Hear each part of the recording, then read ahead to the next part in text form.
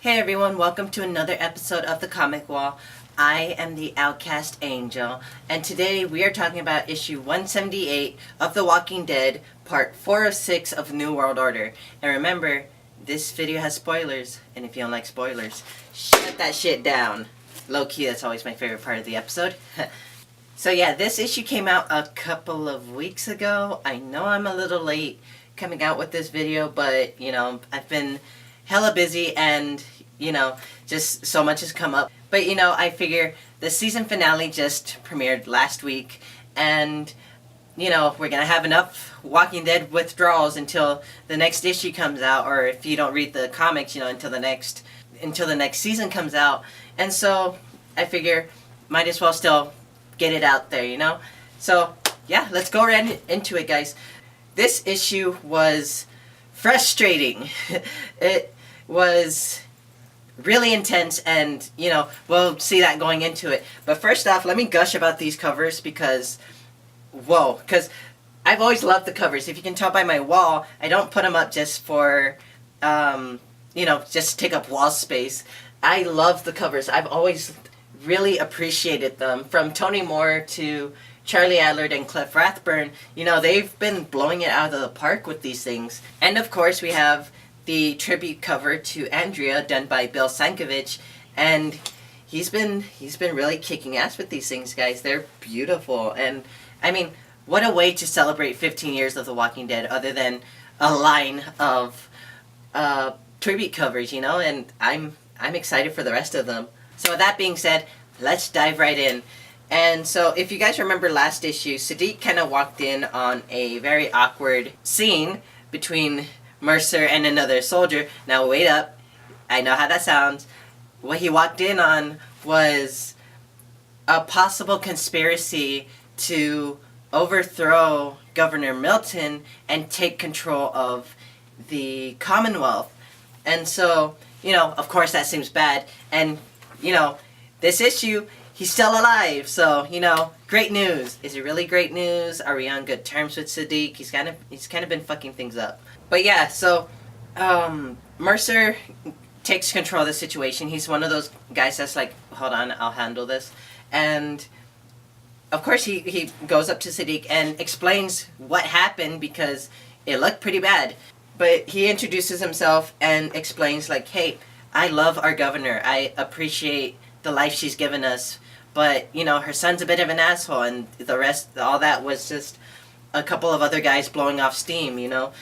Hopefully you don't have to deal with him because, okay, I hate what he says here because he says that I don't think you'll have much reason to be around him because you don't look like you know your way around a silver spoon, if you catch my drift. I hate that. It tilts me so much because I hate when people talk about their money, and I hate when people say, like, you know, I have this much money, I'm better than you. No. Just no. Siddiq is like, hey, it's cool, I get it. And Mercer's like, it's cool. And George says, it's cool, but, you know, I don't think it is. You know, we kind of get this vibe that, like, he was kind of threatened in a way. The way they cut it off is that it seems like, yeah, it's cool. We know it's cool. It's gonna be cool, right? Like, okay, yeah, it's cool. It's cool. It's cool. Then we flash over to Maggie and Dante, and they are super cute together. I am so happy this finally happened because after so much that Maggie has gone through, you know, she deserves to be happy. And I'm really appreciating this arc because it seems that everyone that all the bad stuff has happened to, they're getting a happy moment for the first time in a while after so much has happened. And so Maggie and Dante are, you know, getting a little cute together. And then Sophia busts in with, "You're fucking Dante? Whoa, where did that come from?" Like, it's frustrating. And so Maggie's thrown back like, "Excuse me?" And then she's like, "That's unacceptable." Sophia just lashes back with, "As unacceptable as being a fucking whore?" Ugh, child.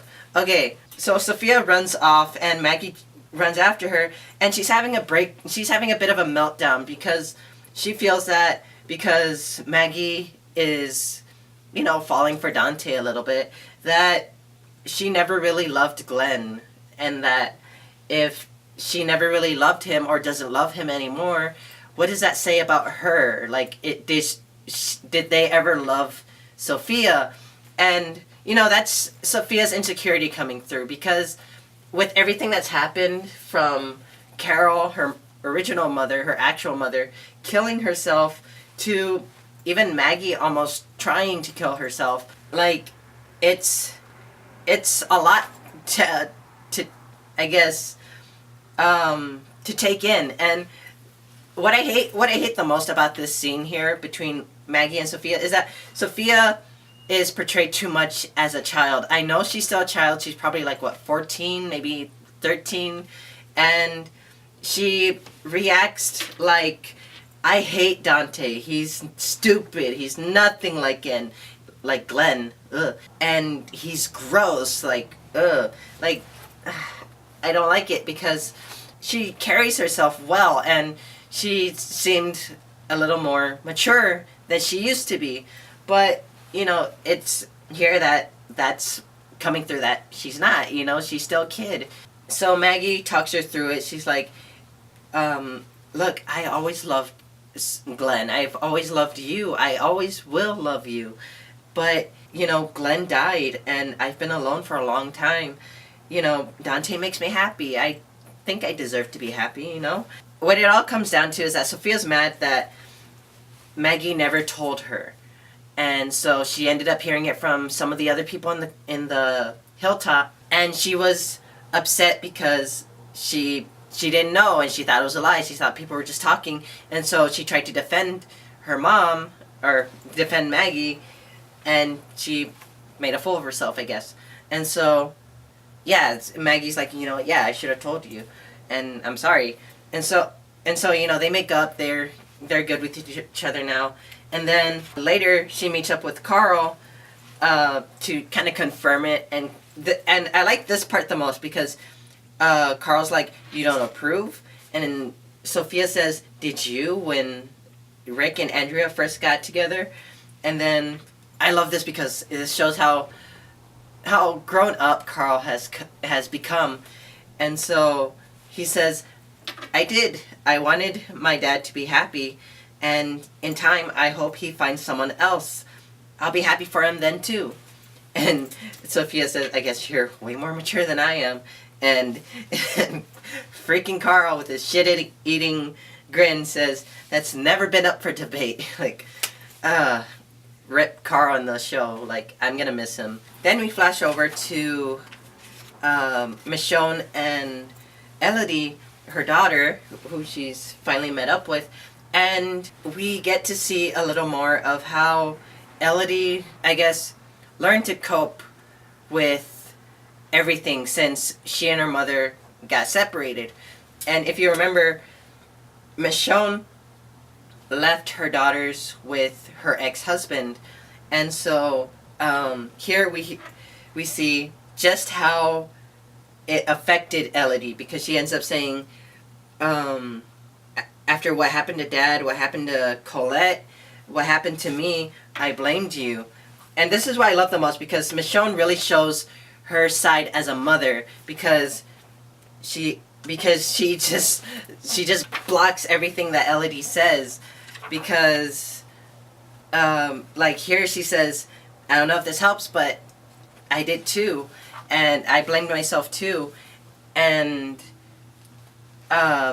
Elodie had this whole plan of, if she ever got to see her mother again, that she would yell, scream, and hit her. And she hated her for abandoning them, because if you guys remember, Michonne left her daughters. She had two daughters.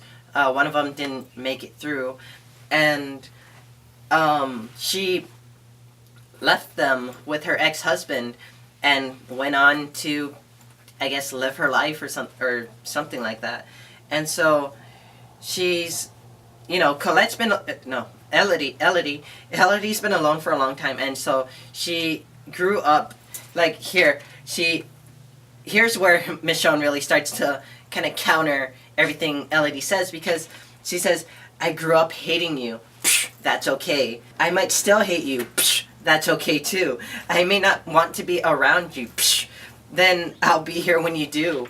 And so, Elodie's taken aback because she doesn't know. She had this mental picture of her mom, and so with all this, especially after growing up, blaming her for everything, she's like, who are you? And Michonne responds with, like, I'm your mother, and now that I have you, I'm never letting go again.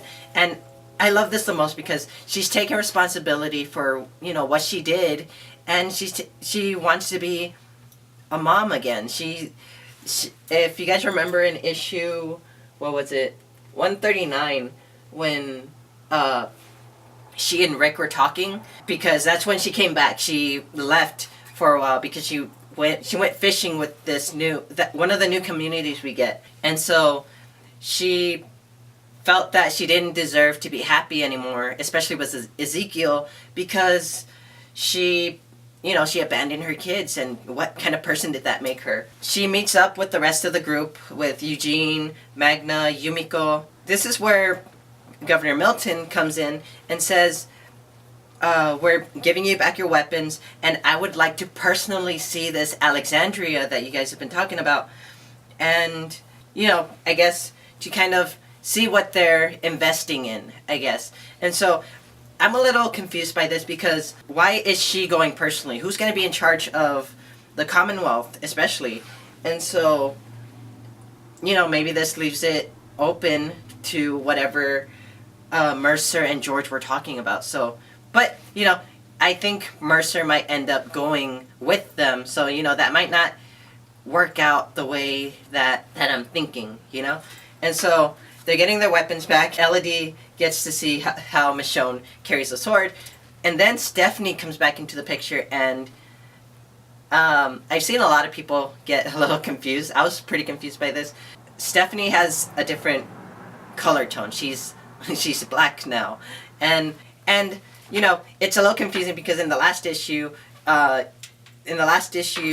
it shows her being a more lighter, I guess, complexion. I guess the shading didn't work out in that one issue, but I don't know. I don't think we're ever gonna get a real response out of that. So the group is gonna take a couple of days to rest and kind of recharge for the journey home. And now this asshole comes in, Sebastian, Governor Milton's son, and so he's like, new people. I love new people. And so, sorry, I was in a bit of a mood. I'm pretty great at making bad first impressions. Anyway, he goes directly for Yumiko. And, he's getting kind of friendly, kissing her on the hand, saying, nice to meet you. I'm Governor Milton's son, Sebastian. Why don't I take you on a private tour? Like, oh, no. And so Yumiko's like, I'd rather not. And Sebastian, I'm getting heated up just talking about it. Sebastian's like, I don't think you heard me. I don't think you know who I am. And like, excuse me? Like, no, but anyway, so Magna jumps in to defend Yumiko, and Sebastian shoves her over. Like, where does that come from? Who does he really think he is? Of course he knows who he thinks he is. And first off, Princess pulls her spear on him, and he's like, do something. He freaks out. He's not so tough now. And so the Commonwealth soldiers kind of gang up on her, like, hey, you need to back off, or whatever, back off, put it down. And so Princess gets a little too excited. She's like, you gotta make me put my goggles down, aren't you? And she kicks everyone's asses. She knocks everyone down, especially Sebastian, knocking him on his ass. And she took out, like, what? 3 or 4 Commonwealth soldiers, and then Mercer comes out of nowhere, knocking her spear out of her hand. And that's a bit of a downer because, the Commonwealth soldiers are supposed to be the the ones protecting the Commonwealth, and they got taken down by one new person. And now Sebastian is crying to Mercer saying, arrest them, all of them. And Mercer snaps back with, even the ones I saw standing around not doing anything. And then Michonne tries to explain, this man, he assaulted one of our friends. And he's like, assaulted? That's absurd. And I hate this so much because he's such a spoiled brat. And so Elodie, bless her heart, tries to come in and help, and Sebastian backhands the shit out of her. He ends up going on with, that is what assault looks like. One more word out of any of you and I'll have you banished. I mean, you too, Mercer. Everyone needs to back off. And, you know, he's throwing a huge temper tantrum here. And, of course, Michonne is ready to pull out her sword like, no, that is not how we do things. But Elodie stops her and says, let it go. It's important we know our place. What does that mean?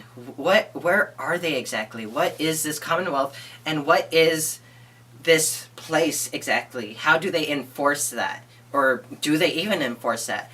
I'm really confused as to, like, this is really starting to show, I guess, the darkness that the Commonwealth has. And, of course, they're not that perfect. No one's perfect. So that's the end of this issue. And one thing I do want to kind of bring up, because this was a bit of a big deal for me, I actually got a letter printed in this issue of The Walking Dead. And the thing is, this is a big deal for me because I've been sending letters in since I first started reading the issues, which wasn't that long. It was about... I sent my first letter in issue 139, and my first letter got printed in issue 141, and then after that, my second letter got printed in issue 143, and so that was a big deal for me because it was one of my favorite comics, and just seeing my letter in the letters column was a big deal for me. But that was almost 3 years ago, and ever since then, you know, I've been writing in, you know, asking questions, and I never got any answered, I guess.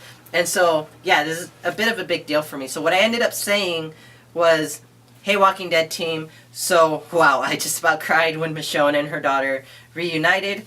I was hoping she'd finally get a good moment after everything. Now, for the Commonwealth, I'm starting to really not like Lance. Yeah, he could be funny, but he's obnoxious when he needs to be serious. I'm a little uneasy with the punishment talk he had with Stephanie. And so, Sean, the editor of The Walking Dead and several other Skybound titles, replies with, what's funny is that since Lance was introduced, there are at least 3 other characters that are more obnoxious, condescending, or pompous. What a group. And I can't think of anyone else other than Sebastian and, I guess, Princess? She's not that obnoxious. No, she's pretty obnoxious. And then Robert Kirkman replies with, it's gonna be fun. No, it's not. And so, I continue with, now Pamela, I appreciate her taking Michonne to see her daughter, but that welcome banter needs to change. Yes, it does, because she, Governor Milton, she oversells her community, saying like, we've created an oasis, you're welcome, you found us, you know? And I don't like it, because no community is perfect. Alexandria wasn't perfect, Saviors certainly weren't perfect, but, you know, like I continue to say, every place has its flaws, but you won't get anyone when you say it's absolutely perfect. Of course not. And so, I can't wait to see more. You guys are really kicking it. See you next month, blah, blah, blah. And then Robert Kirkman finishes with saying, thanks so much, Andy. I think Pamela believing her community is perfect is a pretty big tell for what her personality is. I think she's been pretty good, personality-wise, I guess. I don't think anyone but her and her closest people actually believe that. The Commonwealth is going to have far more layers to it than any other community we've encountered thus far. And I appreciate that because he kind of cements like what I believe the Commonwealth is. So yeah, that's the end of this issue, and you can tell why it got on my nerves because just so many frustrating things, like things that, well, I guess they would kind of go in this world now because some people suck. But, you know, it was a good issue. I'm excited for next issue, and I'll be here to talk about it with y'all next time. So yeah, that's it for this episode. Thank you for watching. I hope you liked it. Drop a like to show the love. Hit that subscribe button to get more of my videos. Ring the bell to get notifications of when I post new videos. And I'll see you guys next time. Thank you for watching.